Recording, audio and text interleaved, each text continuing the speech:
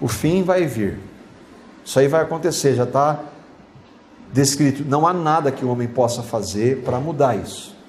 A grande questão é, você está preparado? Quando nós divulgamos essa série de estudos, colocando os sinais do fim, nós falamos do fim do mundo e de que usaríamos vários recursos audiovisuais. Tudo isso para criar uma expectativa e para trazer pessoas.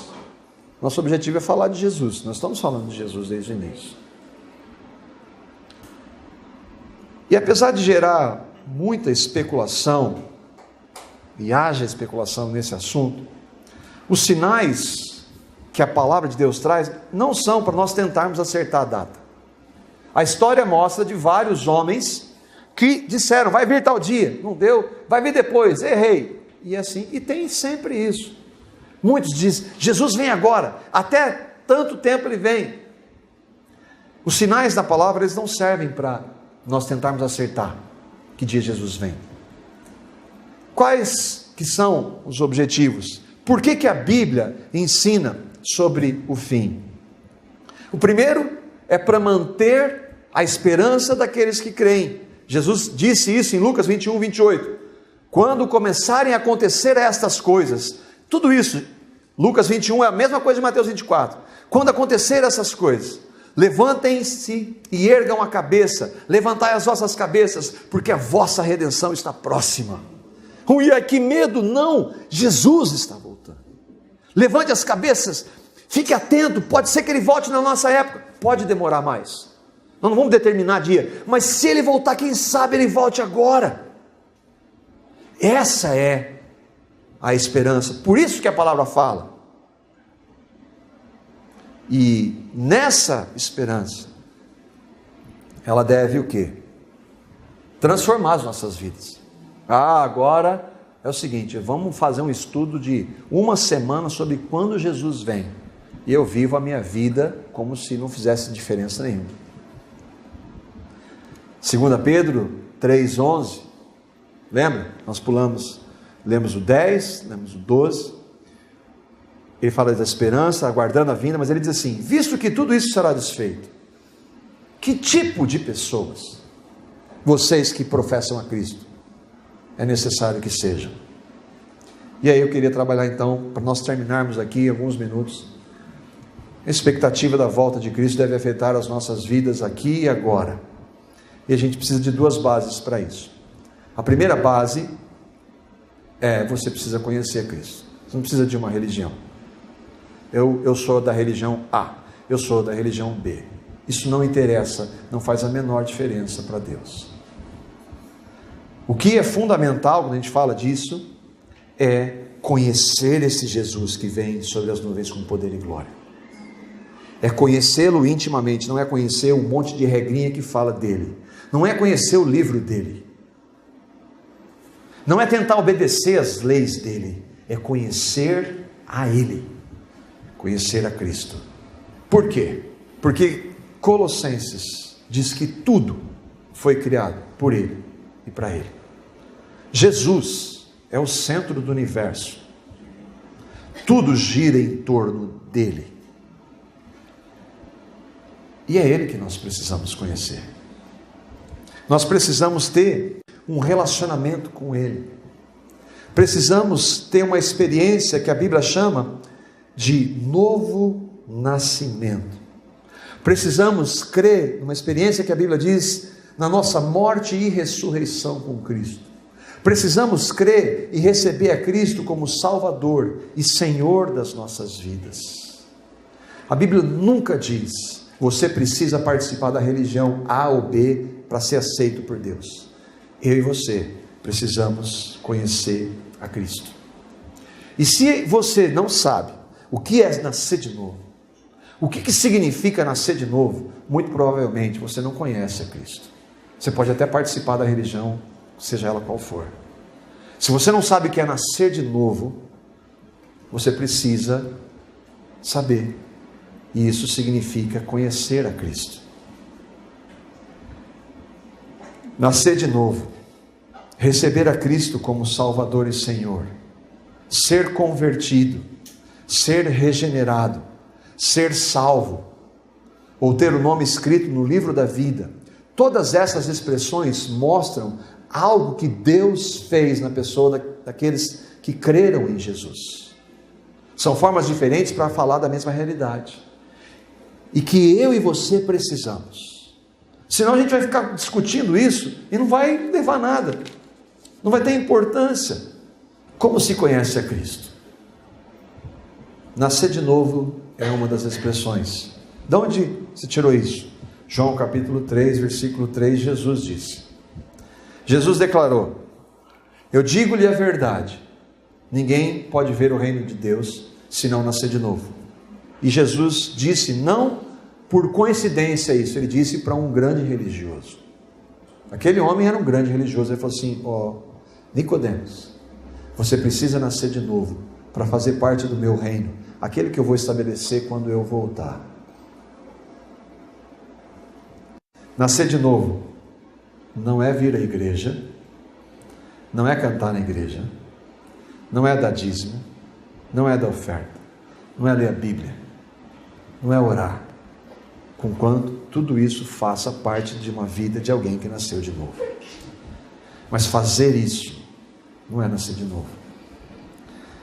Nascer de novo é conhecer uma pessoa, esse Jesus que nós estamos falando desde o início, conhecê-lo pessoalmente. Mas como é que se conhece Jesus? Você não vê Jesus, você não toca Jesus, você não sente Jesus. É pela fé, só pela fé. Como é que se tem fé? Quando nós lançamos a palavra, ele se revela, o Espírito revela Jesus pela palavra.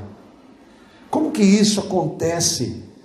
E uma vez eu me lembro, no primeiro estudo aqui que nós fizemos, nós falamos, você precisa nascer de novo. E nós enfatizamos muito o novo nascimento. E aí uma pessoa chegou e falou assim, eu só não entendi uma coisa, o que significa nascer de novo? Por que ela não entende? Porque isso só vem por revelação de Deus. Por isso que nós oramos, falamos, Senhor, revela, porque eu não posso fazer isso. Não existe argumento, ferramenta que possa convencer alguém sobre isso. Mas, então por que você fala? Porque nós cremos que Ele faz. Palavra dele, nós cremos que Ele pode.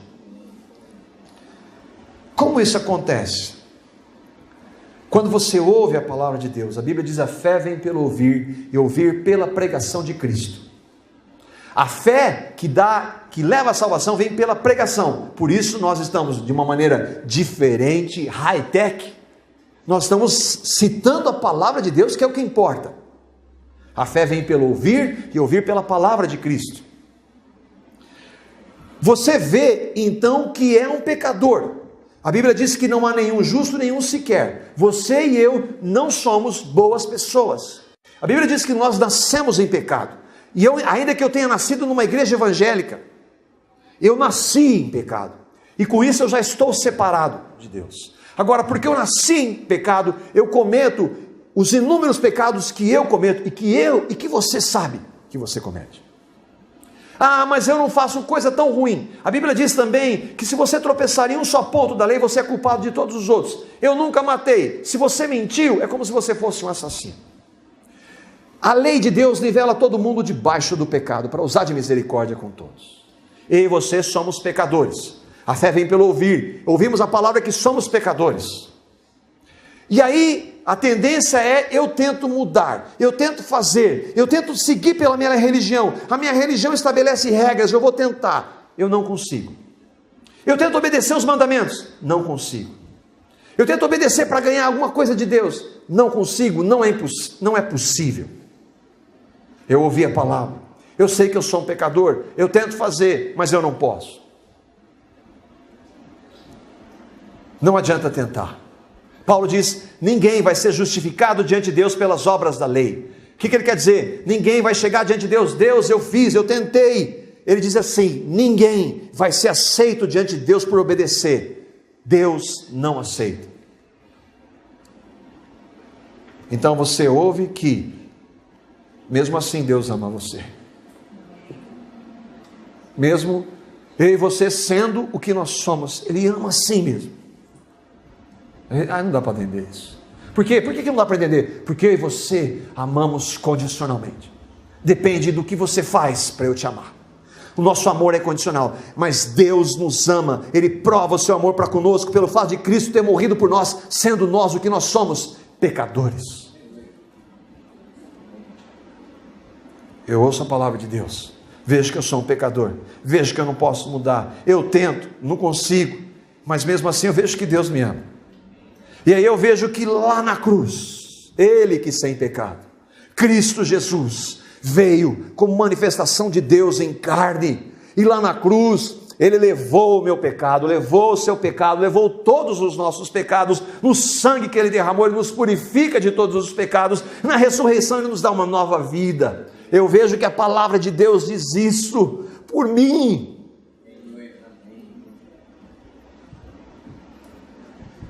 Eu vejo que Ele fez isso por amor, e Ele fez isso absolutamente de graça. Pela graça sois salvos, mediante a fé, e isso, a fé não vem de vocês, é dom de Deus, não vem das obras para que ninguém se glorie. Deus deu o seu Filho por amor, de graça, por pecadores que não querem, não buscam, não têm condição. Você é tomado por um profundo arrependimento de quem você é, do que você fez e faz.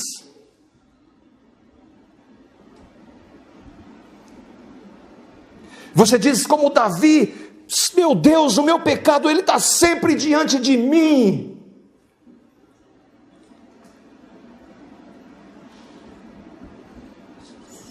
Mas ele diz: eu amei você, sendo que você é. Eu paguei o seu pecado lá na cruz. Não importa o que você tenha feito, quantos pecados você tenha cometido, eles já foram levados lá na cruz, no meu corpo santo, sem pecado. Você é movido pelo Espírito Santo e crê. Meu Deus, eu creio nisso. Cristo é a minha vida, é o Senhor e Salvador da minha vida.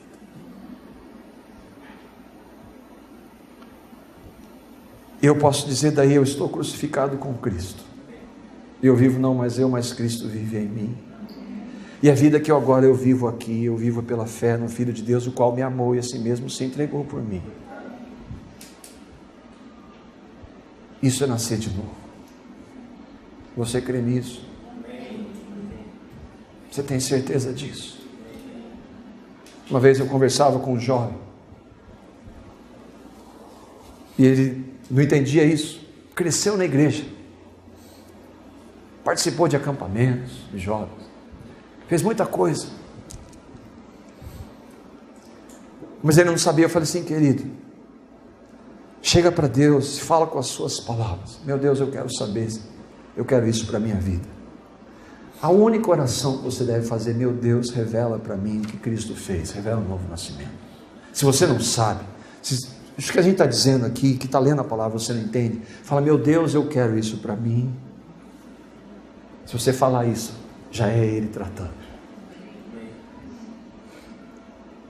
Se isso aconteceu na sua vida, você nasceu de novo.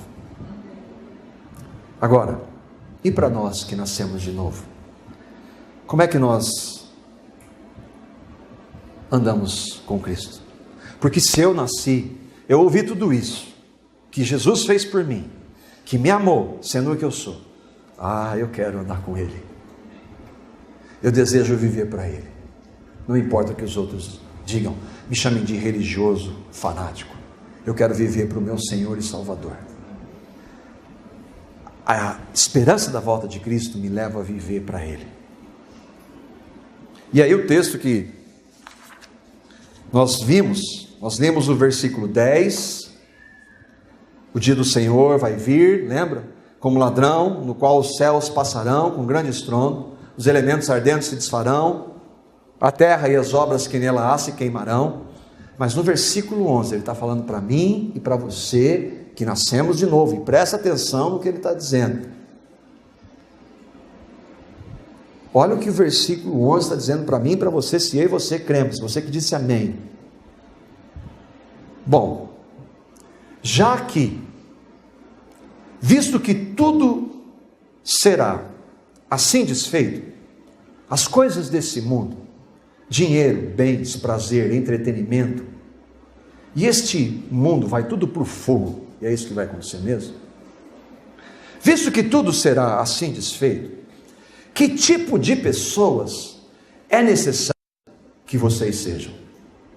Você confessa, Cristo é a sua vida? É. Nasceu de novo? Sim. É Salvador e Senhor? Sim. Que tipo de pessoa é necessário que eu e você que confessamos sejamos? Pedro está falando aqui para cristão, como conosco que nascemos de novo. Como é que nós devemos viver? Em todas as áreas da vida. Como é que você que confessa a Cristo trata o seu cônjuge, os seus pais, os seus filhos, os seus empregadores, o seu empregador, os seus funcionários? Como é que você trata? Como é que você se porta como aluno? Como é que você se porta como motorista? O que você vê, ouve, canta, fala? Onde você investe o seu tempo e dinheiro? Que tipo de pessoas é necessário que eu e você que confessamos a Cristo sejamos? E aí ele diz: vivam de maneira santa e piedosa. Santo, todo mundo já está cansado de ouvir. Santo é separado. Separado do quê? De tudo isso que não agrada a ele. Santo é andar em comunhão com o santo. Quanto mais comunhão com o santo, menos das coisas que o santo não quer. Piedosa. Piedade é uma vida que naturalmente se expressa em reverência a Deus, em temor a Deus.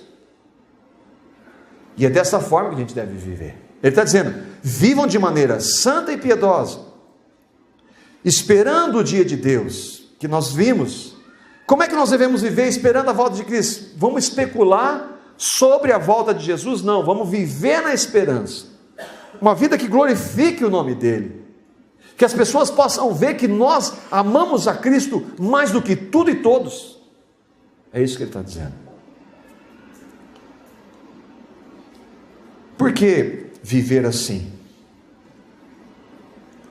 Porque não vai ter mundo na nova realidade.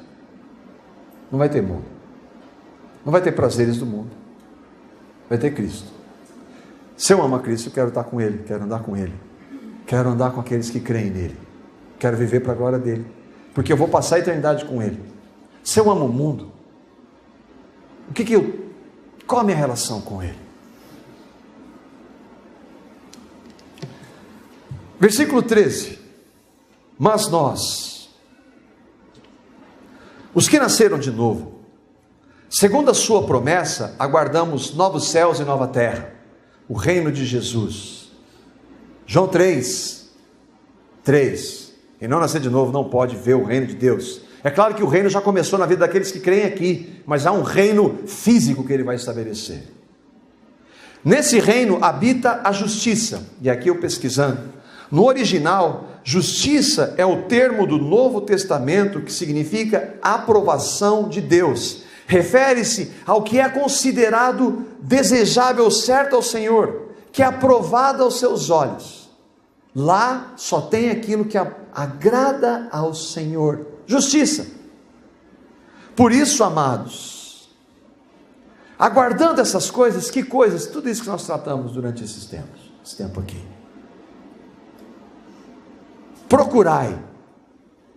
Procurai, imperativo, procure com diligência, com zelo, com cuidado. Eu e você não temos capacidade em nós, mas o Cristo que habita em nós nos capacita a procurar. Procurar o quê, Pedro? Que dele. Por isso que a capacidade é dele. Procurar que dele, que ele aí é Cristo. Nós sejamos achados imaculados, sem nenhuma mancha moral, não impecáveis. Cristãos não são impecáveis, nós pecamos, nós erramos, por isso que nós temos as misericórdias que se renovam, por isso que nós temos que orar a Ele: Pai, perdoa os meus pecados, e buscar nele, andar nele, para que Ele venha tirar aquilo que não é da vontade dEle. Sejamos achados imaculados, irrepreensíveis, uma vida de testemunho, de santidade, em paz. que a gente está falando dos sinais do fim? Com um objetivo, com dois objetivos, para você que ainda não crê.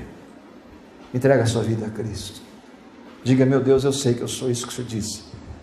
Eu não posso mudar, mas eu recebo pela fé o que Cristo fez. E para mim, para você que cremos, nossa oração é: Senhor, eu quero viver na expectativa da sua volta. E isso significa: eu quero andar com o Senhor, andar na sua presença, andar em espírito, cheio do teu espírito, cheio das tuas coisas, pensar nas coisas que são do alto, não nas daqui da terra, onde Cristo está.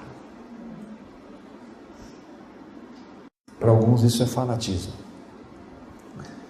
Eu creio que isso é Cristo crucificado.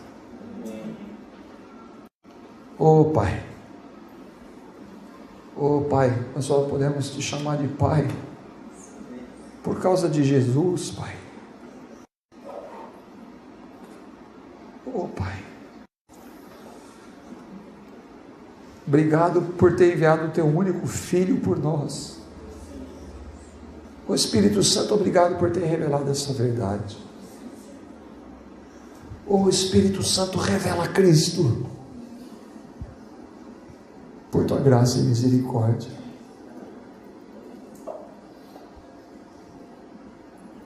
Forma Cristo em nós, Senhor. Desperta isso no meu coração cada vez mais, dos meus irmãos aqui, para que a gente te busque, para que a gente ande na sua presença, aguardando a bem-aventurada esperança, o aparecimento em glória do nosso Senhor e Salvador Jesus. Amém.